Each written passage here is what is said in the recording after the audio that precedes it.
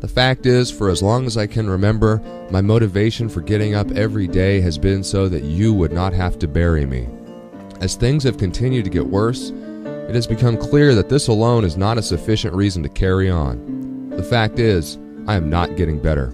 I am not going to get better, and I will most certainly deteriorate further as time goes on. From a logical standpoint, it is better to simply end things quickly and let any repercussions from that play out in the short term than to drag things out into the long term. You will perhaps be sad for a time, but over time you will forget and begin to carry on. Far better that than to inflict my growing misery upon you for years and decades to come, dragging you down with me. It is because I love you that I cannot do this to you. You will come to see that it is a far better thing as one day after another passes during which you do not have to worry about me or even give me a second thought. You will find that your world is better without me in it. I really have been trying to hang on for more than a decade now. Each day has been a testament to the extent to which I cared, suffering unspeakable horror as quietly as possible so that you could feel as though I was still here for you. In truth, I was nothing more than a prop, filling space so that my absence would not be noted. In truth, I have already been absent for a long, long time. My body has become nothing but a cage, a source of pain and constant problems. The illness I have has caused me pain that not even the strongest medicines could dull, and there is no cure. All day, every day, a screaming agony in every nerve ending in my body. It is nothing short of torture. My mind is a wasteland filled with visions of incredible horror, unceasing depression, and crippling anxiety, even with all of the medications the doctors dare give. Simple things that everyone else takes for granted are nearly impossible for me. I cannot laugh or cry. I can barely leave the house. I derive no pleasure from any activity. Everything simply comes down to passing time until I can sleep again.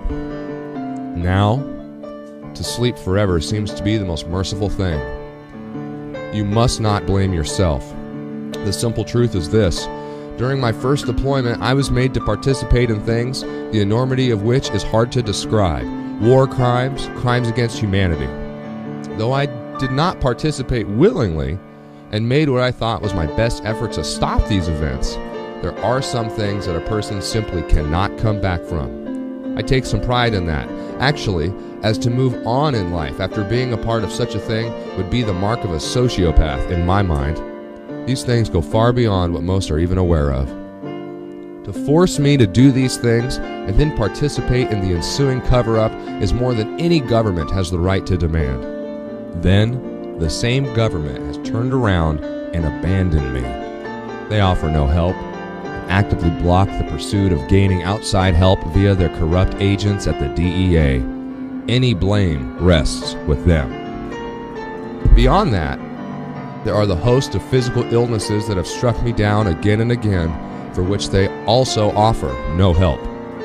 There might be some progress by now if they had not spent nearly 20 years denying the illness that I and so many others were exposed to. Further complicating matters is the repeated and severe brain injuries to which I was subjected, which they also seem to be expending no effort into understanding. What is known is that each of these should have been cause enough for immediate medical attention, which was not rendered.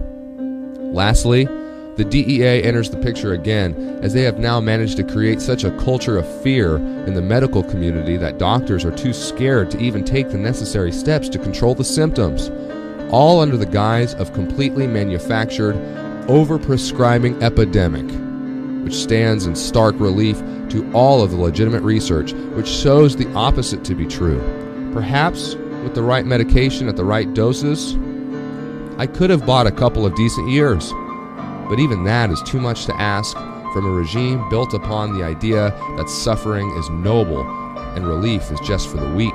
However, when the challenges facing a person are already so great that all but the weakest would give up, these extra factors are enough to push a person over the edge. Is it any wonder, then, that the latest figures show 22 veterans killing themselves each day? That is more veterans than children killed at Sandy Hook every single day. Where are the huge policy initiatives? Why isn't the president standing with those families at the State of the Union? Perhaps because we were not killed by a single lunatic, but rather by his own system of dehumanization, neglect, and indifference. It leaves us to where all we have to look forward to is constant pain, misery, poverty, and dishonor. I assure you that, when the numbers do finally drop, it will merely be because those who were pushed the farthest are already dead. And for what? Bush's religious lunacy? Cheney's ever-growing fortune and that of his corporate friends? Is this what we destroy lives for?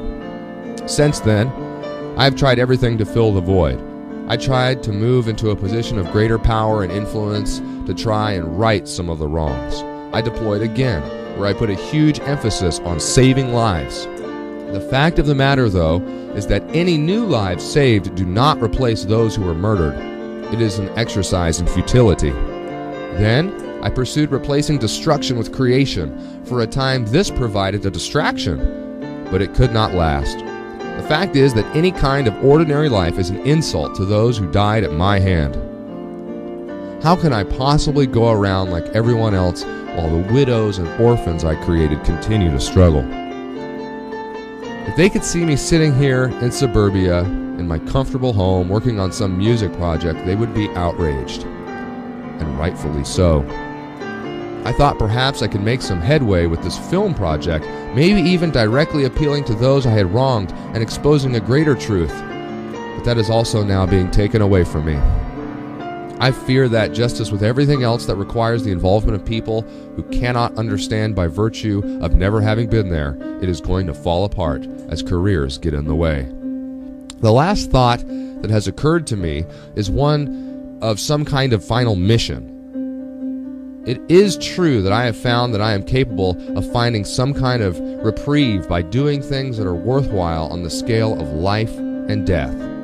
While it is a nice thought to consider doing some good with my skills, experience, and killer instinct, the truth is that it isn't realistic.